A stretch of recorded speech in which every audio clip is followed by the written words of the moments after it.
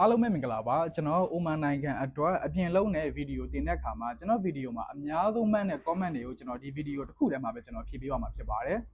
ပထမဆုံးတစ်ခုအနေနဲ့ကတော့အပြင်လုံးနဲ့ကြတော့လေဘယ်လိုလဲရှင့်အကျွေးစနစ်လားတဲ့လက်ငင်းရှင်းရတာလားဖြည့်ပေးပါနော်တဲ့ဟုတ်ကဲ့ကျွန်တော်တို့ကအပြင်လုံးနဲ့ခေါ်တဲ့အခါမှာ housemate တွေလိုမျိုးရုံးနေရနေပြီးတော့ငွေကြိုးထုတ်ပေးရမရှိတဲ့အတွက်ကြောင့်မလို့လူကြီးမလို့လာမယ်ဆိုရင်ကိုယ်စိတ်နဲ့ကိုယ်လာမှာဖြစ်ပါတယ်နောက် comment တစ်ခုကိုဖတ်ပြမယ်နော်အကျွေးရလားအကိုတဲ့မရပါဘူးလက်ငင်းစနစ်ဖြစ်ပါတယ်အကိုတဲ့နှစ်ပြည့်လို့လာရင်တဲ့အပြင်လောက်လာတာကဘယ်လောက်လဲအဆောင်ရောပေးလာတဲ့ဆိုတော့အပြင်လောက်တွေမှာကျွန်တော်တို့ကအများကြီးရှိတယ်ဆိုတော့လူချင်းမင်းတို့ကိုလာစာ150ပေးပြီးတော့နေတာပဲ supporting ပေးတယ်စားတာကိုsupporting မပေးရအလုပ်တွေရှိသလိုလာစာ130လောက်ပေးပြီးတော့နေစားငိမ့်အလုပ်တွေလည်းရှိတယ်ပြီးတော့နောက်တစ်ခုကကျွန်တော်တို့လာစာ180 200ပေးပြီးနေတာစားတာ supporting မပေးရအလုပ်တွေလည်းရှိသလိုလူချင်းမင်းတို့interview ဝင်တဲ့အခါမှာလူချင်းမင်းတို့တထေးတွေကနေပြီးတော့သူတို့ဘက်ကဘာတွေလုပ်ပေးနိုင်လဲဆိုတာကိုလူချင်းမင်းတို့ပြောပြမှာဖြစ်တယ်ပေါ့နော်အမှအဆင်ပြေတယ်ဆိုရင်လူချင်းမင်းတို့ဘက်ကနေပြီးတော့ agreement paper မှာလက်မှတ်ထိုးပြီးတော့အပြင်လုပ်လို့ရပါတယ်နောက်ထပ် comment တစ်ခုရှိပါတယ်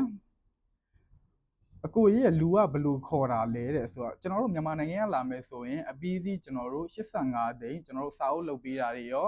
ပြီးရင် agent အိမ်မှာနေတာစားတာ Oman visa ပြီးရင်လမ်းကြောင်းရှင်းအကုန်လုံးအပြီးစီးကို85သိန်းနဲ့ကျွန်တော်တို့ခေါ်ပေးပါတယ်ဘာလို့တွေရှိလဲအလုပ်တွေကတော့ကျွန်တော်တို့ offer တစ်ခုနဲ့တစ်ခုမတူတဲ့အတွက်ကြောင့်မလို့ကျွန်တော်တို့ဘက်ကနေပြီးတော့အများအားအလုပ်တွေကတူညီနေအောင်မဟုတ်ဘူးပေါ့နော်လူကြီးမင်းတို့လာမဲ့အချိန်မှာကျွန်တော်တို့ဘက်ကနေပြီးတော့ရနိုင်တဲ့အလုပ်လေးကိုကျွန်တော်ထည့်ပေးရဖြစ်ပါတယ်ဆိုတော့ယောက်ျားလေးလာမယ်ဆိုရင်တော့ဘာအလုပ်ဖြစ်ပေါ့အဲ့လိုမျိုးလုံနိုင်တဲ့လူဆိုရင်တော့ပိုစင်ပြရပေါ့အရန်ကြီးအလုပ်တွေရွေးမယ်ဆိုရင်လူကြီးမင်းတို့ရဲ့ဗီဇာတက်တန်းတွေအများကြီးမရှိတဲ့အတွက်ကြောင့်မလို့လူကြီးမင်းတို့နည်းနည်းအဆင်မပြေမှုတွေဖြစ်နိုင်ပါတယ်နောက်ထပ်တစ်ခုကကျွန်တော်တို့ဘာလုပ်လဲသိလို့ရမလားတဲ့နှစ်ပြည့်ဖို့တဲ့9လပဲလူတော့တယ်စိတ်ဝင်စားတယ်ဆိုတော့9လဆိုတော့အများကြီးလူပါသေးရဲ့ဆိုတော့အပြင်လုံးမယ်လို့ကိုယ်ကစဉ်းစားထားတယ်ဆိုရင်ပတ်စံအလုံးလောက်လေးကြိုစုထားဖို့အကြံပြုချင်ပါတယ်ဘာလို့လဲဆိုတော့အပြင်လုံးရင်လိုအပ်တဲ့ကျွန်တော်အထွက်ပြတာတွေပြီး agent ကတွေအကုန်လုံးကကိုယ်စိတ်နဲ့ကိုဖြစ်တဲ့အတွက်ကြောင့်မလို့ပတ်စံလေးကိုယ့်လက်ထဲမှာလုံလောက်ရှိဖို့အတွက်ပတ်စံကြိုစုထားဖို့ကိုအကြံပြုချင်ပါတယ်နောက်တစ်ခုကကြတော့အပြင်အလုပ်စိုက်ပျိုးရေးတဲ့အလုပ်လာခြင်းနဲ့နှစ်ပြည့်နဲ့ဒီမှာတော့အဲ့လိုစိုက်ပျိုးရေးတွေဘာတွေကတော့မရှိဘူးပေါ့နော်အများဆုံး Oman မှာရှိတဲ့အလုပ်တွေကကျွန်တော်တို့ဒီစက်ရုံအလုပ်တွေရှိမယ်ပြီးတော့ရင် kitchen helper တွေ kitchen အကူတွေပြီးရင် waiter waitress coffee shop တွေအဲ့လိုမျိုးဒီrestaurant တွေအဲ့လိုမျိုးရှိမှာပဲအလုပ်တွေကများပါတယ်ထက်မေးခွန်းတစ်ခုကကြောင့်တချို့ကကျွန်တော်တို့ဒီ